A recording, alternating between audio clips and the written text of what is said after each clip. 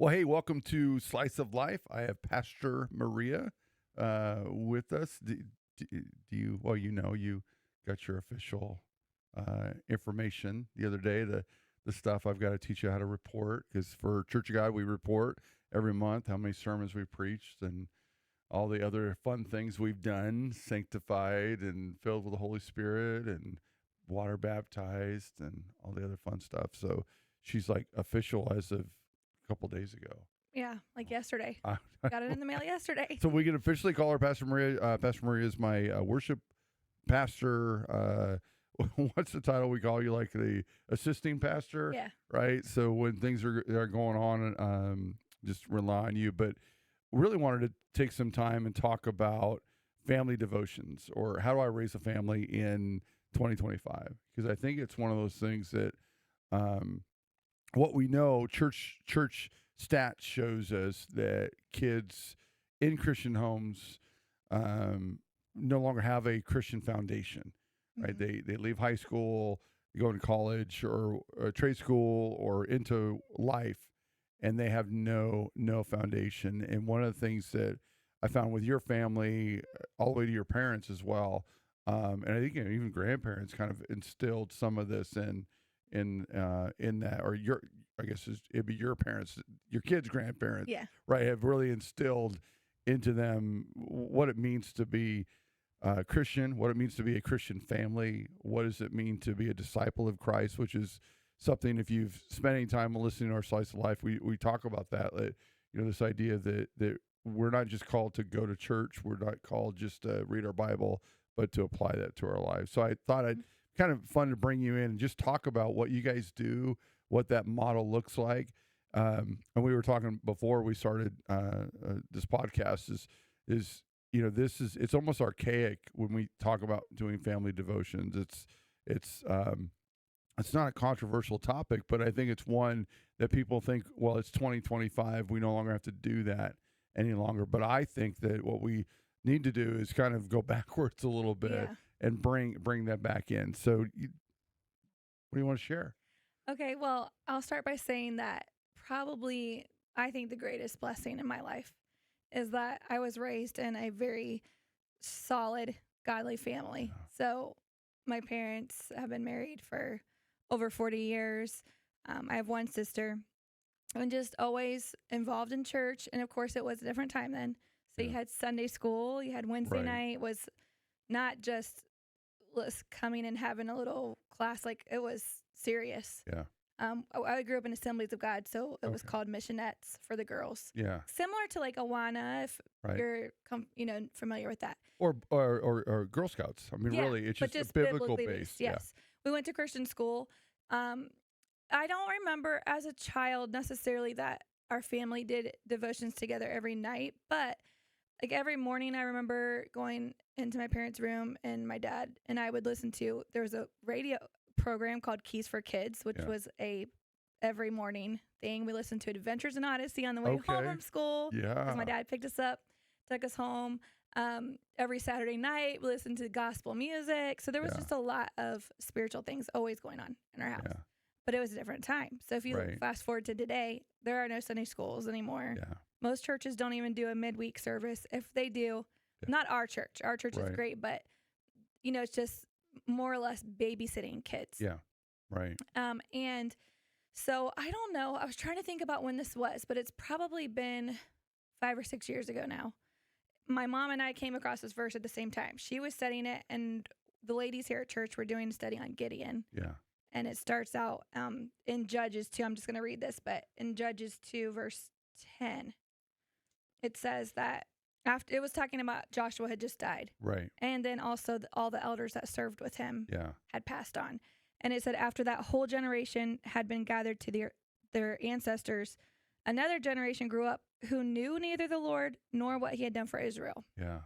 And that struck both of us as like, okay, you had all these people who walked through the Red Sea, Yeah. who had manna in the desert, who walked around Jericho and Yeah. all the walls came down. And when they all died, the stories died with them. Right. I think for those maybe listening that don't maybe know the stories, so I think most people, even non-Christians, know kind of the Moses story, the Ten Commandments story. You know, Moses brings the children out of children of Israel, the nation of Israel, out of Egypt, right? And so they're out of captivity. They're trying to go to their promised land where they're supposed to go. And the man Joshua comes in, who is Moses's right-hand guy. Mm-hmm. You know, Moses finally dies. And I mean, finally, because he was old, right? Very. You know, very old. He had done a lot of work. He goes to the mountain of God and he dies. And Joshua takes over, and Joshua was able to bring them into the promised land Mm-hmm. to defeat the people that were there, and to settle the nation of Israel in the promise. And that's where what you're coming in and saying. So here, this nation of Israel comes from Egypt. They experience all the incredible miracles of God. Joshua leads them into what is now what we know of Israel, and leads them into that spot, and more miracles. But then Joshua dies, and that's where you're at. Yeah, and all the After elders that, with him. nobody That whole knows God. generation. It just kind of blew both of our brains to think about. I can understand saying that some of the children didn't know God personally, because Right. you know, maybe they weren't involved in the fight and the walking around Jericho 7 times. But how did they not know? How had they never heard those stories? Yeah. I mean, they're like incredible stories. Right. That you would think, if I'm a mom, I'm going to tell my kids, and my kids are going to tell their kids. Yeah. Because, I mean, who's ever walked through the Red Sea before? I mean, it's just an amazing thing. And so for me to think a whole generation, it doesn't say a couple of them or one specific tribe. It said the whole generation did not know him and had never heard of the Lord. Yeah, and if you want to know anything, I mean, if you go into your Old Testament, you read the book of Judges, what do you find? You find that's when from all that moment on started. That's it, because they don't know. They don't know God. Mm-mm. And then all of a sudden, other nations come in and destroy Israel, and they repent. They come back to God again, right? But then the next generation does the same thing. It's a repeat. Yeah. Yeah. So we kind of, my mom and I, and of course my sister Kristen just joined us but in that moment said, I'm not going to let that happen to my kids. Yeah. So talking about my kids, so that my mom's grandkids, and there's 6 of them, but just they can make their own choice when they become an adult, but they are not going to grow up never hearing or knowing God, hearing of the things that God has done for me, for my parents, and then also themselves knowing God personally. Right. So what we decided to do, we've got 2 things going on. My mom has a Bible class with the kids on Tuesday nights. Tuesday nights is family night. So like I said, I only have the one sister. Both of our husbands are from Haiti. We don't have in-laws that are anywhere close. So Tuesday nights is family nights. We do dinner, and my mom does Bible class with the kids. So with that, they always have memory verses, but they've learned Psalms 23, the 10 Commandments. I'm trying to think of some of the other Psalm 100, different passages of scripture that they've learned, and then just going through the Bible, all the stories. Yeah. I was talking to Pastor Jen about this too, actually, because another thing that my sister and I found when we first came back from serving in Haiti, we taught a 1st and 2nd grade class. So this is like 6 and 7-year-olds, maybe 8-year-olds. Yeah. And they did not know like Noah, the story of Noah, or Jonah and the whale. And I'm like, what? You're like old enough. You should know these stories. Yeah. And that's when we started to realize parents are not teaching their kids these stories in home. Yeah. They're relying on church to do it. Right. You're not going to get it at school unless you're going to a Christian school, because they don't do anything godly there anymore. I mean, even like when my parents went to school, they learned those stories at a public school. Yeah. Yeah. Well, it was a way to teach, because it was it's something that it was commonality.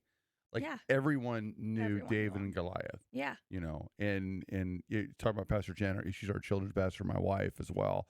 And she probably shared you the short story with you, one of our churches, where she's talking to kids that have been at church for a while, and she starts bringing up David and Goliath, Noah, and they didn't even know. Yeah.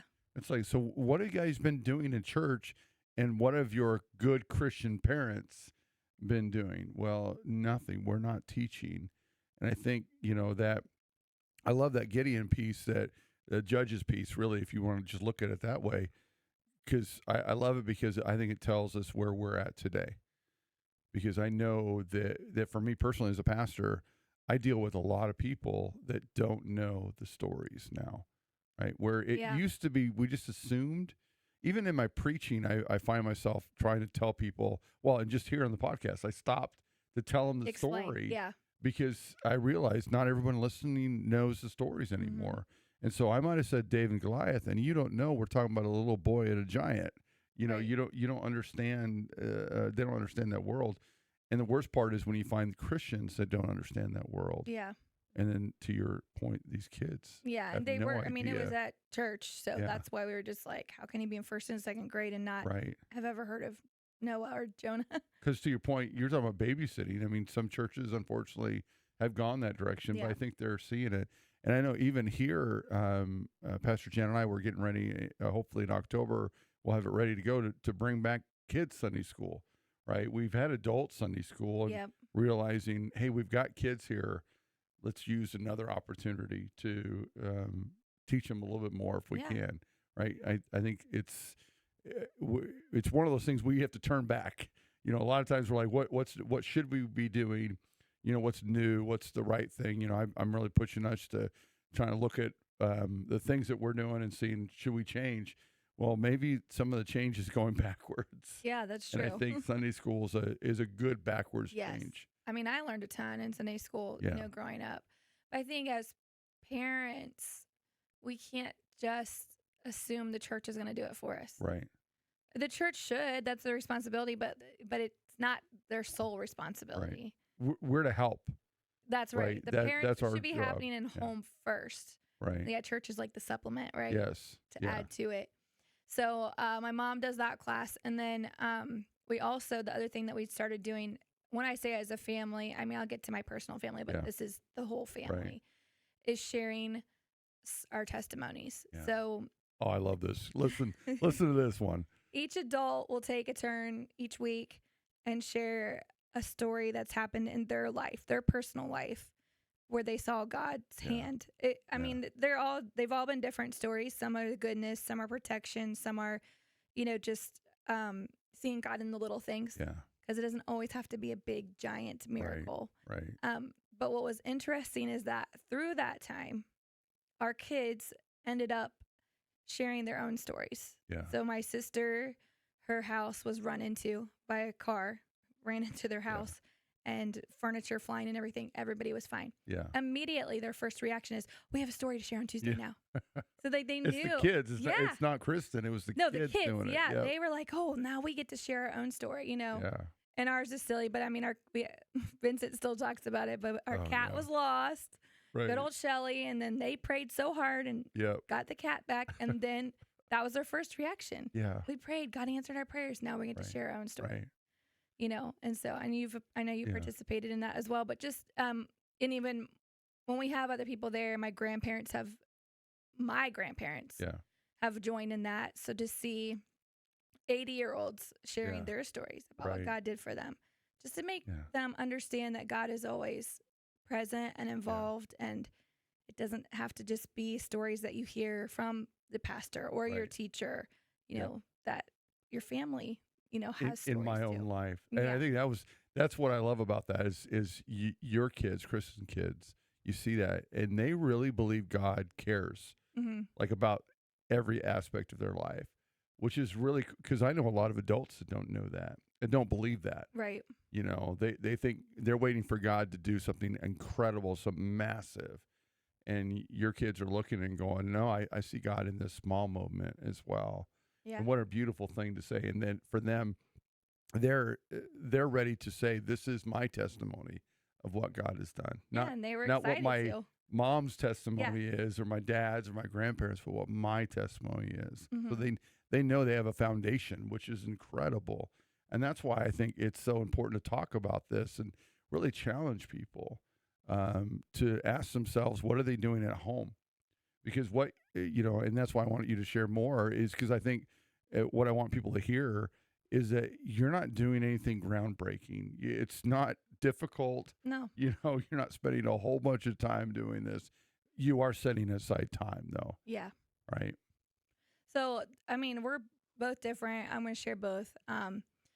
But Kristen, her family, they do a true family devotion just Yeah. about every night. So where they will get around the piano and sing a song of Yeah. worship and pray.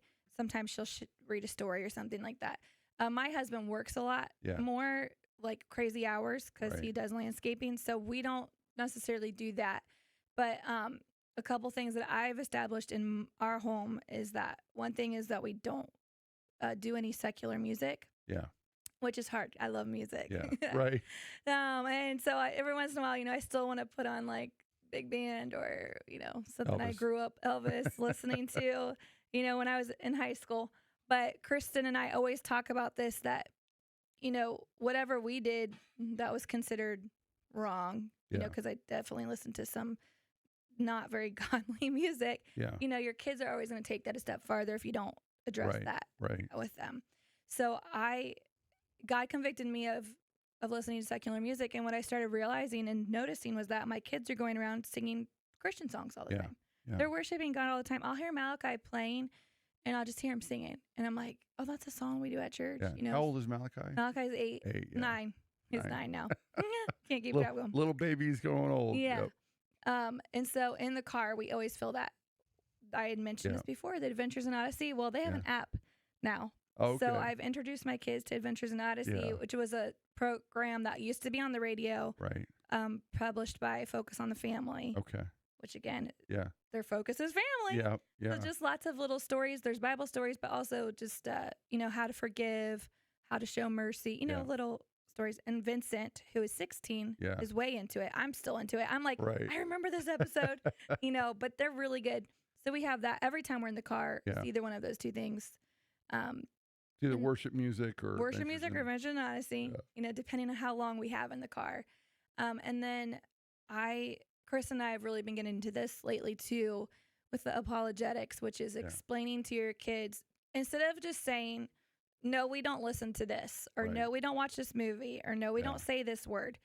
Why? Yeah. Because you've shared the statistics and you can share them here, but we always talk about how when the kids, young adults, get into college or they get with the wrong crowd, they're unable to explain why they believe what they believe. Right. It's just, well, my parents told me that. Yeah. Yeah. Faith is not their own. Right? Yeah. It's an older study, but it's that, that 3/4 of all kids raised in a Christian home will abandon the faith in college. Mm-hmm. Right. And the one change, the one difference was the quarter that made it were the only ones that are able to articulate salvation. Why did Jesus have to die on the cross? Why do I have to accept him? Why do I have to have a relationship with God? So if that is the only thing that was different between the two groups, then as a parent, wouldn't I want everything I do to make sure that they could articulate those basic truths? Yeah. Right. Yeah. And then and talking about a lot of things, I just try different things to see what they're interested in too, because I don't, I'm always trying to gauge. I don't want them to be tired of church or annoyed with church or like, why are you dragging me to church again, Mom? I want to be aware of that. But this fall, we're going to try and see what happens. Yeah. When school starts, I homeschool, so we haven't started. It starts next week. Oh, goodness. But I have a Bible study that I found online that me and the kids can do together. And it's cool. it's kind of like what we're doing here on Wednesday nights, but it's the same topic for all of us. But the books are, like progressively harder. Yes, or like Vincent's is for a teenager and Malachi's is for, an elementary school. And mine is the adult book. Yeah. Yeah. So we're going to try that and see how that goes. Oh, that's cool. So that'll be, I don't know that it'll be like an every night because I have to get into it, see how long it would take, but maybe once a week where here's what we're doing for the week. And then you go look those things up. I would help Malachi, of course. Yeah. And then we'll come back together. Right. And because Regina, who's in the middle, how old is she? She's 13. So right. Yeah. She could probably, her and Vincent could probably even work on it together a little bit too. But yeah. You just have you've got kind of a cool age group because you have that 19, 13, and 16, right? Yes. It's hard to believe Vincent's 16, but anyways, you've got that, and I think of Malachi being a 9-year-old boy, and so if you have a 9-year-old boy, imagine that 9-year-old boy singing worship music, right? Yeah. There's very few 9-year-old boys that I know that sing worship music. They're doing a lot of other things, Yeah. No, he's a boy all the way through and through. For sure. He loves to smack me on the head and Play wrestle and sports. right. Yep. He's a rough and tumble kid.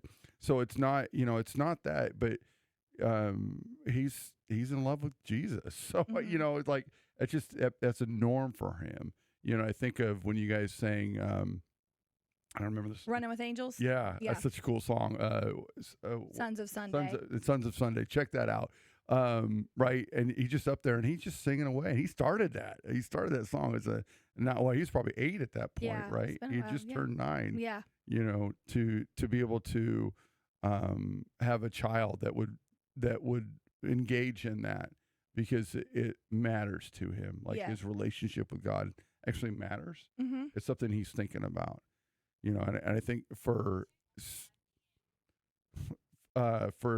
many people, right? I think as a parent, that's what they would want. I would hope they'd want Yeah. that. But I wonder, just as people are listening, how would you tell them to start? Like they're doing nothing. I mean, Right. most people we know, honestly, they're just doing nothing at this point. They might be bringing them to church. Maybe they're bringing them to a Wednesday night. Mhm. What would be a starting point for them? I think for a parent, I think the best thing you can do is be really open about your own relationship with God. Yeah. So when I'm praying for something, I tell them what I'm praying for. There's been times they have heard me praying. It's the same thing for Poppy. I mean, every morning we kind of laugh about it, but it's awesome. Whenever he wakes up, that's my husband. Sorry, Poppy. When he wakes up in the morning, I hear him every day. He'll say, "Thank you, God, for your goodness and your mercy." Yeah. Every morning, he is going to say that, and the kids know that. And I think sometimes as parents, it's not that we're hiding it from them, but we think, oh, maybe they won't understand, or they got other things going on. But when they see, I'm not afraid to talk about things that they see in church that happen. We talk about all of those things. So, and then you can start to teach the different stories. But if they understand your faith first and see that, an example of what it looks That's like. good. I can't teach my kids to pray if I'm not praying. Right. I think it's intentionality. And I the scripture says to train up a child in the way that they should go. Well, training is an action. Mhm. I must do something to train, right? Yeah. I think we think too often that it's just going to happen. If I bring them to church, they're going to watch and they're going to learn. That's not how they. And you said something that really struck a nerve with me. You said if I talk to them about things that they've seen in church, right? Mhm. Because and I think it's important as parents to say, well, this is why you saw what you saw. Yeah, they have questions about it. I was preaching one time and Vincent had a question. I can't remember the word, right? But What does that mean? open enough to ask the questions. Yeah. My daughter, obviously now she's older. She's 26. Oh my word! I think is that 27. She's 27. Wow. She writes questions after church. At some point she'll ask me questions. Yeah.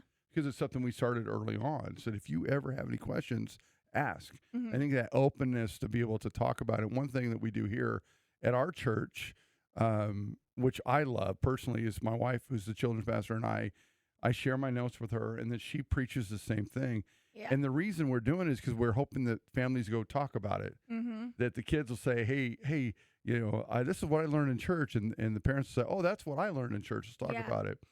So if you go to a church that doesn't do that, it's fine. But parents, you could still engage with them. Yes. And you're talking about that intentionality of saying, okay, hey, what did you guys learn in church today? Mm-hmm. Oh, this is what we learned. And even if it's two different subjects, right, it gives you can something still to talk about it. Yeah. Mm-hmm. And the other thing that I would suggest is, I know, like I said, every family is different. So daily doesn't work for my family, right? For all of us to get together. But if you can try to establish a weekly time, and then people are going to say, I don't have time. I would challenge that. Yes. Oh, challenge it, because it's a lie. You have time to watch TV together. You have time to go to sports. You have time to go out to dinner, whatever. And it doesn't have to be long. Nobody's asking you to do hours and hours. Another thing that I think is really cool, it's actually someone in my family, their family does a blessing jar. Yeah. So throughout the week, anything that happens, kind of like the testimony thing we do on Okay. Tuesdays, but anything that happens to them throughout the week or anything that they're thankful for, they put a little note and put it in the jar. Oh, cool. And then at the end of the week, they come together and they review the things God did that Yeah, week or the things yeah. they were thankful for. Right. So there's things you can do even with a busy schedule Yeah. to say, to bring attention to God working Yeah. every day. If your child's eternity is important to you, Yep. you're gonna make a way, right? Mhm. And you're not too busy. No. Right? And I think that's important. I'm not going to let my child's eternity rest with someone in someone Yeah. else's hands Right. other than God's. Yeah. Right. And I say this a lot about ministry. My first ministry until they're grown, and even then probably still Yeah. will always be my family. Yeah.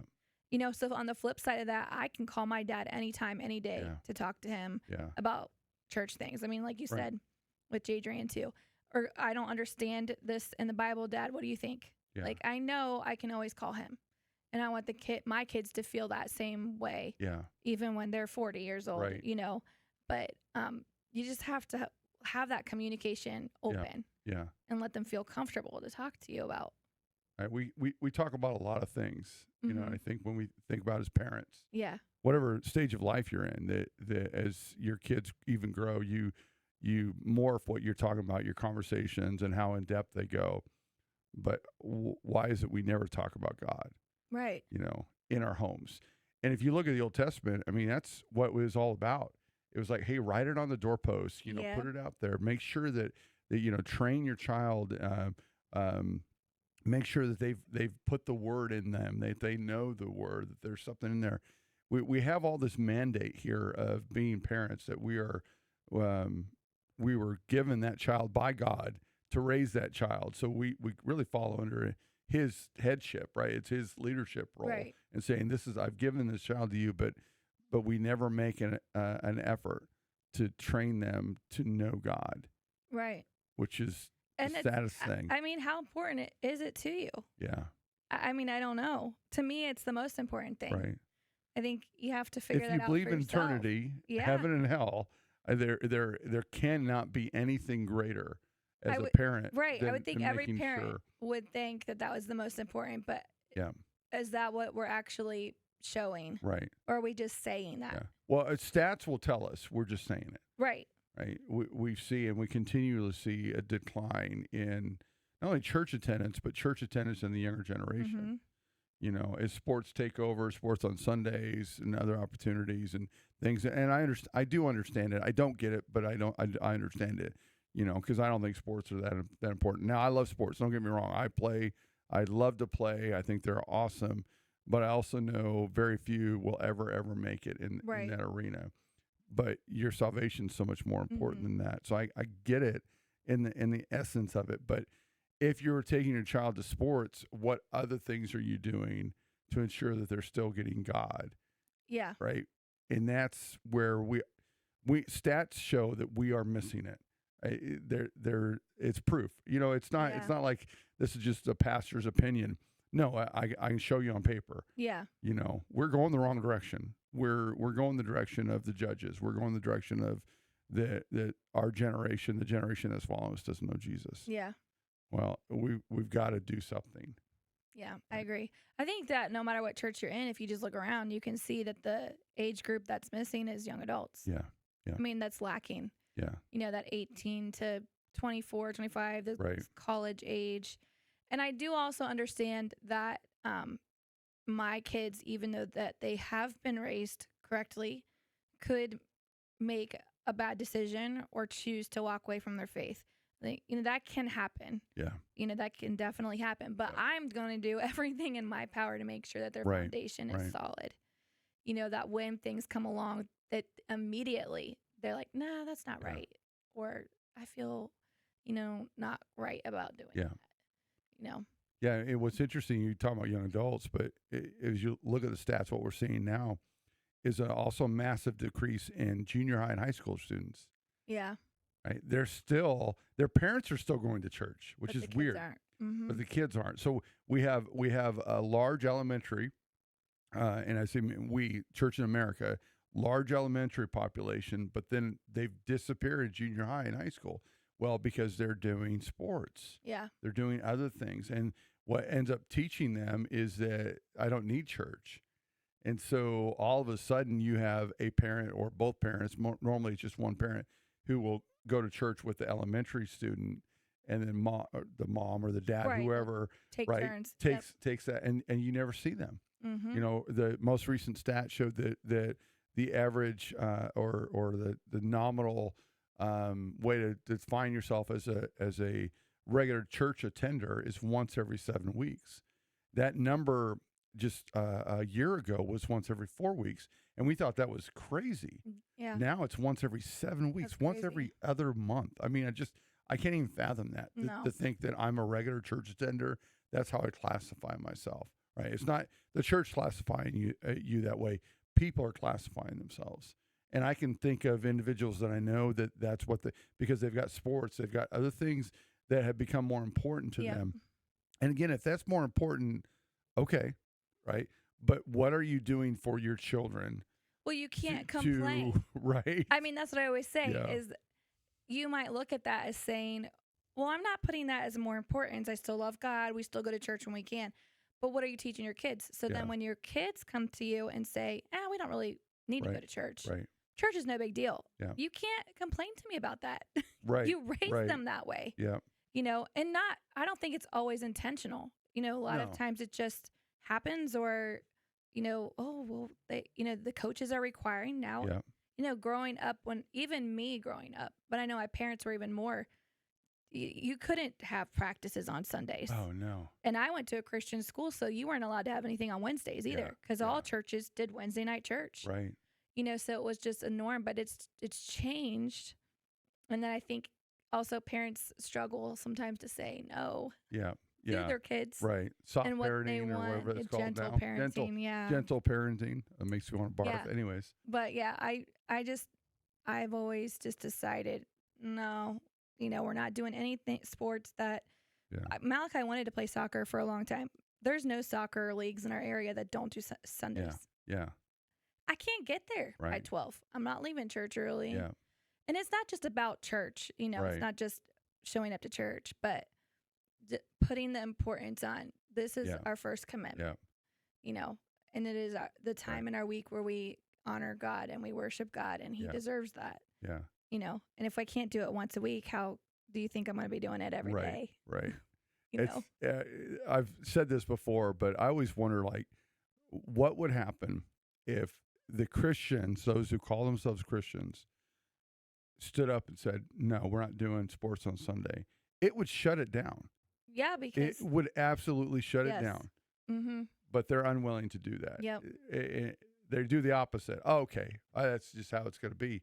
No, you're the ones in power. You're the ones that are paying the bills. Right. Yeah, it's expensive. It I is. talk to people all the time. It's like, I don't know why or how you can spend that much money to send your kid to sports and to drive them from here to there and do all that stuff. Mm-hmm. But if they ever stood up, but we don't, Right. right? We allow things to happen in our lives. And you made another point I wanted to touch on, because as a pastor, I get a lot of counseling calls, help me, you know, and a lot of parents who are talking about their young adults who are now no longer in church, you know, and that's always my question to them is like, you know, the word says train them in a way. Did you train them? Like, did they see the value of church as a kid? Do you know, and you find most of them have relented, right? Didn't, you know, put sports or other academics stuff in front of God, the point where church wasn't important, you know, Mm-hmm. or it might have just been their own personal life. Right. That's the thing too. They wanted to go and do their things, and so Sunday was, oh, you know what? We don't have anything else going on. Let's go to church. Right. And now their kid is no longer going to church as a young adult, and they're upset. Help me out. I'm like, you train them. Yep. You want me to untrain them? Yeah. Now I've got to convince them that church is valuable, but let me just be honest. You don't show me that church is valuable to you. Right. And yet you want me to show it's valuable to them, that you're not invested even in church.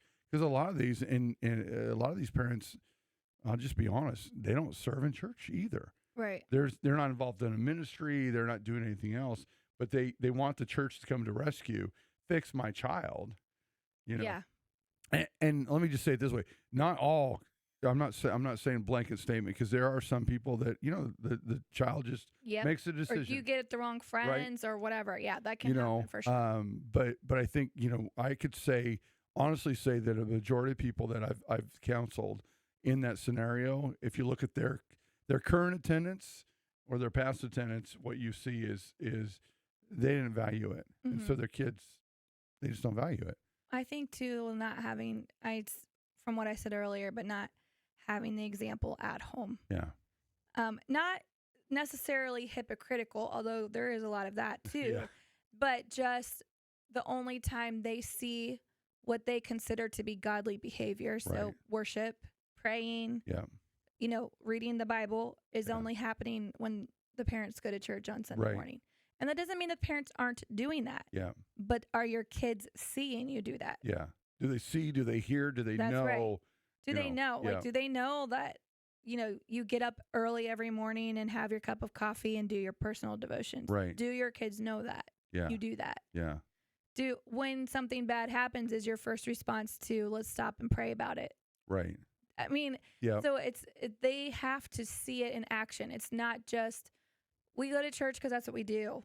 And we Right. checked the box for this week and we went to church and we Yep. showed up. But are you continuing it throughout Right. the week? Right. I think that's why, personally, me, all of my friends that walked away from the Lord, because again, I said I went to a Christian school, Yeah. right? Was because their family, not that their parents were bad, but they didn't have that example Yeah. of what it looks like on an everyday basis. Right. Not that I'm, you know, perfect, just practically, but we always Well, joke about inside that. joke. Yeah, but you know, just doing your best to make sure that they see what it looks like every day. Right. It's important, and I know my daughters, they would ask my wife every once in a while, like, what's Daddy doing yelling? Because, you know, I used to pray in my bedroom. I'd pray the Psalms. I'd pray through the Psalms, and I just remember one season and dealing with just some hard stuff, and I was loud because I was trying to break heaven open, you know. And they're like, "Why is Daddy yelling?" And she's like, "Well, he's praying. He's in there praying." You know, and then, but it became a teachable moment for us. Well, why am I, you know, I'm like, well, I'm praying that loud because, you know, Dad's just going through some things right now. And, you know, I know God hears me. I don't have to be loud, but it's in me and I need to get it out. Passionate. You know, and I think I think those moments are so impactful for the kids to know that, again, you're reading your word. And I think your music, and you said it on your car ride, what am I listening to? Yeah. You know, my kids know the music I listen to because it's Christian music. I mean, it's just that's just what I listen to. You know, and I didn't make right? that decision for them. I don't know how clear I was when I said it earlier. God convicted me of it. Yeah, right. Because I would listen to I'm saying like 5 years ago. Yeah. Nothing that had bad words in it or nothing that had, you know, like sexual content, but like the top 40. Right. I would just listen to on the radio. Yeah. Or Sunny 95, which is like easy listening, right? But God convicted me of it. Not that I don't ever listen to secular music, but I would say 98% of the time it's Christian. But, you know, again, not necessarily top 40. Yeah. My kids listen to Christian rap. I've introduced them to some stuff I used to listen to, like Switchfoot, and Reliant K, you know, but just always making sure that the message that they're hearing, whatever genre it is, doesn't matter, but that it is like uplifting to God. Because that's what I want to fill their minds with. But I mean, that was like a byproduct of my decision. But even then, I think it's important to discuss what they're hearing, even if you're not listening to secular music or not listening to Christian music, or you do listen to secular. You know, I think as a parent, obviously, I think you need to think about what you're doing, because some of that stuff is just pure garbage. Yep. But to be able to speak to them through that, hey, what do you think that song means? What do you see there? We were just talking about this other night, right? With the popular song that's out, movie. I'm going there. That's where I'm going, because I think it's important for us to realize, again, because we're supposed to be gatekeepers. I don't know if you said that or my wife was talking to me yesterday about this concept. We're the gatekeepers for our kids, right?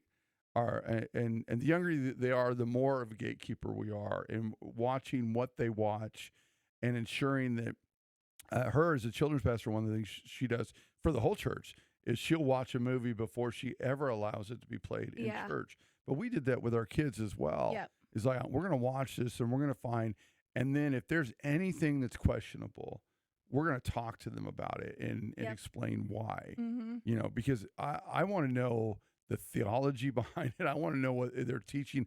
I want to know what the words mean. Yep. You know, which is really funny to me because as a kid or a high schooler, and listening to the music that I grew up with, now I'm going, why in that? How did I ever listen to that? Yeah.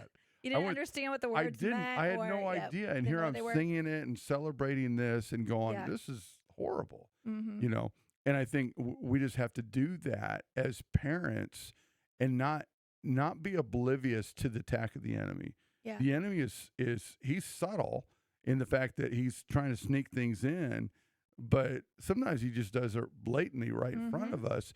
But he masquerades, as the word says. He masquerades as a child of light, as an angel of light. He masquerades as if he's bringing something good. And that's why I wanted to kind of end wrapped talking. it up in a pretty package. Talking about this that we talked about the other night. So kind of let's hit this and see who can get upset about what we're going to say. So what is it? The K-pop Demon Hunter movie. Yeah. That's like the #1 movie on Netflix right now. You'd have to research it. My sister knows a lot more than I do, but the way I understand it is like there's two rival kind of bands, a girl group and a boy group, and they're both Korean pop. The girls Korean pop. The girls are good and the boys are the demons. And like, so I don't know what the story of the movie is, but the music, we were looking it up the other night, and there's Latin chanting that is literally chanting about hell. Right. Like if you go look up what those words mean, I don't remember all of them on the top of my head, but one was like Valley of Destruction and something about fire, brimstone. That's just chanting in the background of this song. Yeah. And you're reading a lot of the lyrics, and I'm going, this is like, why would I ever sing this over my life? Yes, I'm the only one who will love your sin. Yeah. That was one of the lyrics in this song. And I'm like, what? Why would you want your child singing that? Yeah. Whether they understand it or not, they're filling their head full of that. Yeah. God doesn't love sin. Right. He loves people. He loves all people. But he does not love sin. He couldn't look at his own son dying on the cross because he was covered with sin. So why would I teach my kids or make it okay for them to sing that? Yeah. The one that I like to use the most because it's so popular was that song "Let It Go." Yeah. From Frozen. Yeah. Right. Everybody knows that song. Hey, hold on. I preached the whole message about "Let It Go." You? Don't. Oh my word. daughter came out saying it. Let it go. Yeah. So I mean, I knew it. It was catchy, right? Yeah. Oh yeah. It was everywhere to the point that you wanted to slap the next person that sang that song. It was so annoying how much they sang it. And my kids watched the movie. The movie is cute. You know, it's adorable. But I started like actually listening to the lyrics of that song, and there's a phrase in there that says, "No right or wrong, no rules for me. Yeah. Right. Now I'm free." Yeah. And I was like, whoa, let's hold up there. Yeah. Do I want my kids walking around singing that? Right. Because eventually they're going to put two and two together and tell my mom, well, you know, I'm letting it go. I don't have any rules. Right. I can do whatever I there's want. There's no right. There's no wrong. I'm free. Yeah.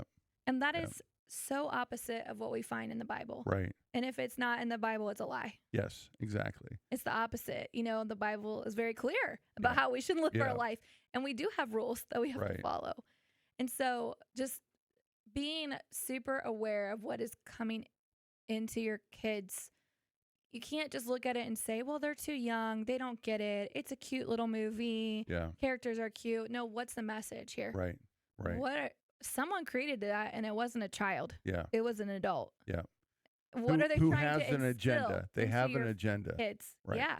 Yeah. I don't want them walking around chanting Latin words that are talking about hell. Right. How do I know that's not I'm not kidding when I say this. Some kind of like opening a portal to some kind of demon in your house. Like that is a real thing. Yeah. Spiritual warfare is real. And it's going to be a podcast we're going to talk about, you know, and I think I saw I remember when Pokemon came out. Yeah. Right. And Pokemon was of the devil, right? That whole thing. And so I understand. So some people may be listening right now, and that's what they're hearing us say. No. What we're telling you is find the truth behind what they're listening to, what they're reading, what they're working, or that whole thing, and go, do I really want my kid singing this? Do I really want my kid experiencing this, whatever it is, K-pop Yeah. Demon Hunter? Just hearing the lyrics, I'm like, there's no way I would ever let any of my children watch or Yeah. sing this stuff, right? That record's not making it. I don't No. care if it was a Christian author or not. Well, because you look at it and go, I don't see God in this. Right. I definitely see the enemy in this. And I think, we don't want to super spiritualize anything, but at the same point, we have to realize we do fight in the spiritual realm. Yeah. And they're as the gatekeepers for our kids to be able to look at something and go, let me listen to this and let me see what's in there and realize, oh, this is bad. And then and again, Pokemon is a great example. Why was it created? Who created it? Where did it come from? And you start going back to horticulturist, the insect guy. I can't remember his. That's who created this whole thing. It didn't, but we made it to be this Spiritual. evil Yeah. thing. In fact, I'm old, so I remember when Three's Company came out. It was every pastor was preaching against Three's Company. Not that they were doing anything, but it was that implication of that Guys and of girls what's living going together on, in right? the same that apartment. whole thing. But Yeah. and so we're not. I guess what I'm trying to say is it's hard for us sometimes because you feel like if I'm too extreme, then I'm gonna turn people off, but we're not saying that. We're saying look at what Yeah. you're watching. I always And- say and- parents open your eyes. Yes. Not these eyes. Right. Your spiritual ones. It's spiritual ones to Yep. see what is being taught. And you and I, and we did a podcast earlier about worship. Mhm. I mean, we do that with worship music. It's just, We listen to Yeah. it. You listen to it. What is it? What is it teaching theologically? yeah. Is it actually uplifting God? Is it really a worship song, or is it just a catchy tune? Yeah. You know? I was just going to say that this is not, I don't do this just for secular things. Yeah. Right. I mean, there are artists Yeah. Christian artists that my family no longer listens to because they're not living a lifestyle that reflects the music that they're Yeah. creating, right? So it's in everything. It's not just because it's a popular movie right now, Right. But and I asked my kids after we talked that night, 'cause Yeah. Kristen had already spoken to hers, but I pulled up the lyrics Yeah. for my kids and I just read the lyrics. I'm like, what do you think this means? Yeah. Again, not saying, no, you're not watching that movie. Right. No, you're not listening to that song. But what do you think about it? Yeah. Does this sound like something you would read in the Bible? I love your sins. Right. Right. Do you think that sounds like something that God would want you to listen to? Yeah. And I let them talk Yeah. and let them answer the question for Right. themselves.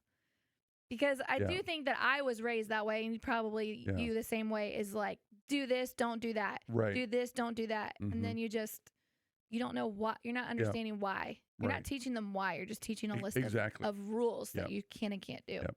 And so then when you get old enough, then you're going to Right. break those rules. Or somebody questions you on because it. you You're don't like, know why. well, I don't Yep. know why I'm not Yep. allowed to do that. Sure, that sounds fun. Let's do Yeah. it. Exactly.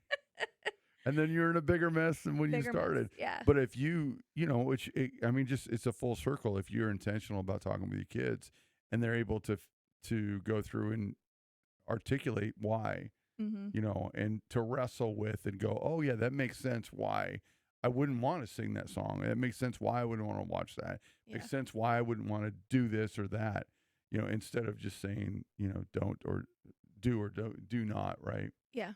Yeah. Yep. And so I kind of wanted to get there because I think it's obviously it's a massive thing right now on Netflix, that It one is. specifically, but it paints it in such a great picture because I think there's so much that we have to be very cautious again as if we are gatekeepers, if that's our role as parents for our kids. Mm-hmm. We have to look at everything and C.S. Lewis, who's a great author, and the books he wrote, the Chronicles of Narnia, J.R.R. Tolkien, the Hobbit, the Lord of the, Yep. all of those. I love all those movies. But when we watched them, we talked through the girls through them even as well, because the Hobbit and the Lord of the Rings, they're pretty dark, Yeah. you know, Yeah. and to explain, and I begin to explain why the Christian author J.R. Tolkien wrote those books, what he was trying to show through those, and then explain the characters to them. Yep. You know, and you and we've talked about Star Wars. Again, another movie that I know because I love movies, but there's some great points in Star Wars, and then there's some horrific points in Star Wars. You know, but I think we need to talk about both of them. Yep. And say, hey, do you see where God's working in this, or do you see the fallacy of this moment? You know, that this. Do you see why this is wrong? You know, that what it's trying to teach us, and that. And I think everything we do, we don't just take and put a label on it and say, hey, this Christian author did this, or this artist did this, and so it's going to be good. Right. Yeah, we should be looking dangerous. at every single one of them and say, you know what, there's something wrong with this one. Yep. You know, and not that it means that the person's a bad person. Maybe they missed it on that one. Now, if they start doing things over and over again, we start to say like, hey, I don't listen to them anymore. You know, and I've even got, and I'm 51. I'm at that point in my own life. There's some Christian artists I've turned off. Yeah. I won't listen to their stuff. You know, no matter how much I love their singing, I'm like, I'm not going to listen to you because I know your lifestyle now. Yeah. What you're showing out there shows me that there's no fruit, you know, and I can find someone else who can sing that song. Exactly. Right? So, right. Yeah. It's cute. My kids will ask me all the time now, like, is this a Christian artist? Can we had a big discussion about, again, I'm probably going to get, slaughtered here, but Benson Boone. Do you know who that is? No, don't even know who that I is. don't. So Benson Boone, he was on American Idol, I think. And, he's known for like, he does backflips and stuff. He's real crazy, but also has an amazing voice. Yeah. But when I was talking to them about him, again, not that he's bad or anything like that, but he's got some song about mystical, magical, something or other. And I was just kind of talking about like, well, do you think that that's, talking to the kids, like, do you think that that's biblical, or like, do you see, is magic like good? Is it bad? Like mystic, do you think that's good or bad? We're just talking about it. And then Vincent, I think it was Vincent, popped up and said, well, have you seen the guy, Mom? And I was like, well, yeah, I know what he looks like. He's like, he wears girls' clothes. Yeah. Because he wears a lot of times crop tops or a vest with no shirt, like like sequined, always sequins, like head to toe. And I was like, well, no, I guess not. And so then we had a whole discussion about whether boys should wear, girls' clothing or not. Right. I was like, it's interesting to me that they brought that up. Yeah. I'm like, okay, all Trying right. to wrestle with that and figure. Yeah. And just asking them, well, I don't know. What do you think? Yeah. So based on that, based on everything we talked about, do you think that Benson Boone is somebody that you should listen to? Yeah. And they made their own decision based on what we had talked about. That's what I try to do with him. Yeah. Again, none of his music is like bad. Right. Doesn't have like cussing in it or anything like that, but just trying to help them figure out, what they should be listening to. Right. And or not.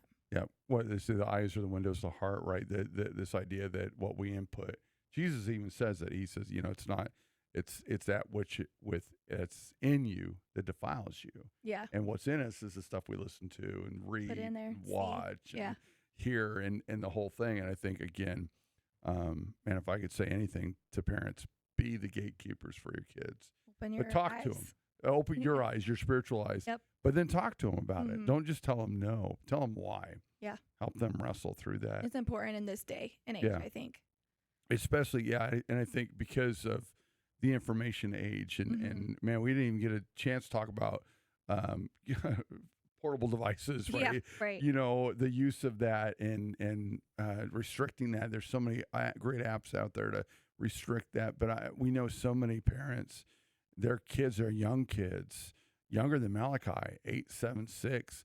They've got the tablets, they've got the iPads Access right in front to of a them. lot of stuff. And there is, as an adult, as a 51-year-old man, I get accosted by things, and I'm searching up most of the time biblical stuff, right? And still get accosted. Yep. Well, what's going to happen to your kids? And just again, if we're gatekeepers, we're going to try to help them, protect them from that, and then, but also be wary enough to know that they're probably going to see something. So I need to be one that answers the question. Talk about it. Yep. Why? What you just saw, and why do we deal with it, Yep. or what do we do with it now? Right? Yeah. How do we protect ourselves? And now let me just say this: if you got a kid, and they have their stuff at night with them, you shouldn't. It's just blatant. There's no reason a kid should have anything in their bedroom at night by themselves. You can do restrictions on like phones, tablets, the Switch, even to where they're not able to use it after certain times. But me and my sister, again, most people think, oh, you're just a mean parent. I don't really care. You can say that all electronics come into my room at night. All of them. I don't care. I don't care if Vincent is 18 years old. Right. Like, once you are fully done with high school and you're out on your own, you can make your own decisions. But in my house, under my roof, that's what's happening. At night, it's all coming to me. And it's not because you're mean. You're just trying to be. I think that's what we've got to realize.